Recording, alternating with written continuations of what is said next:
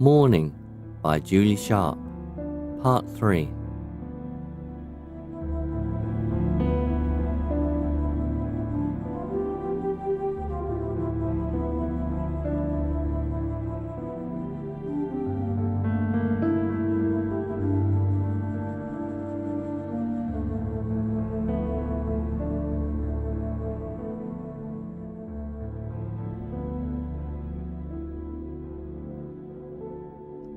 The day of the angel. I remember that day most vividly. I'm there in that day every day of my life since it came to me, since he came to me. You sent him. I know that. The angel was the one that I saw briefly for moments, but it was as if you came to me perhaps in that moment. Was that the moment when you came in? I didn't feel a thing, yet I felt everything. Many mothers I know feel the moment, know the moment when the seed catches the womb. I knew nothing then of such things, but I wonder if you came in then. Joy bubbles outrageously. To think about what happened should perhaps be frightening and almost shameful, because of what would be, what was thought. But even now I feel joy first. I refuse to let this grief take that away. At that moment I felt joy only, so whole. It seared me. No taste of ecstasy such as others knew, and yet in bliss. I was sitting quiet by a window, only me and the light in the room. Afternoon light, the sun beyond its height and its broad beams hitting the floor at my feet. I was sewing, but I'd stopped what I was doing for that one peaceful moment, that snatched quietness that comes in the frenzied activity of a busy day. In my head was the relief of water jars filled, the bread risen, fruit purchased, the wine ready for my father. Then he was there. He was there. I could scarcely see. My eyes wouldn't believe themselves.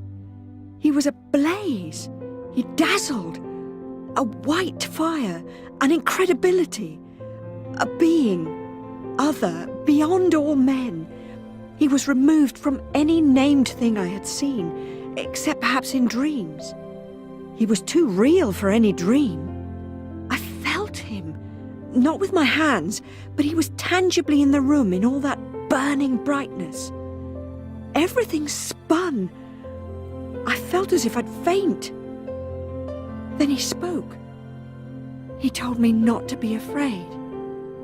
He told me God loved me. God loved me. You loved me. I can't tell you what those words did to my heart. I know you know. From a child I'd known the ancient stories which reveal, as does your law, your eternal justice and your powerful hand. You wanted the allegiance that a lord would ask, wanted your people to give in loving obedience every part of their lives to do your will, demanded it. But I don't think, although now I see the stories taught this, that I really saw the possibility of a love that might want me. Why should you? All the world spins and lives and breathes under your hand. Why should you? You'd set your love upon me. Here was an angel, sent to tell me so. My heart beat with it. My heart beats with something else tonight. What does that love mean now? How could that place, that dying, be your loving purpose, your plan of rescue? Was this what you called me to share, to bear? Was it always going to end in this? A battered body? A piece of Roman meat on a tree? Hung out for birds by soldiers as a demonstration of political power that I don't even understand. That day I stood before your love and believed in it, in all you asked of me. In all that being your servant, your handmaid, your channel would mean. Was it for this? No one else but us knows the truth of it. I wish I could say it was a fantastic lie, a glorious dream built of sun and sleep and a young girl's delirious misunderstanding of what bodies do, of how flesh is made. But I know what I saw, and what was said, and what was meant. And it was true. The brightness, the angel, the message, the child beginning and the joy of it all.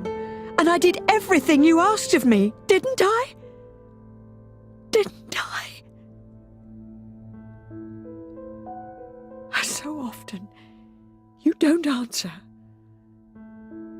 I'm used to that, your so eloquent silence. For years after that joyful day, I learned to trust it, and I've scarcely faltered in all that time. But I falter now. I sang then.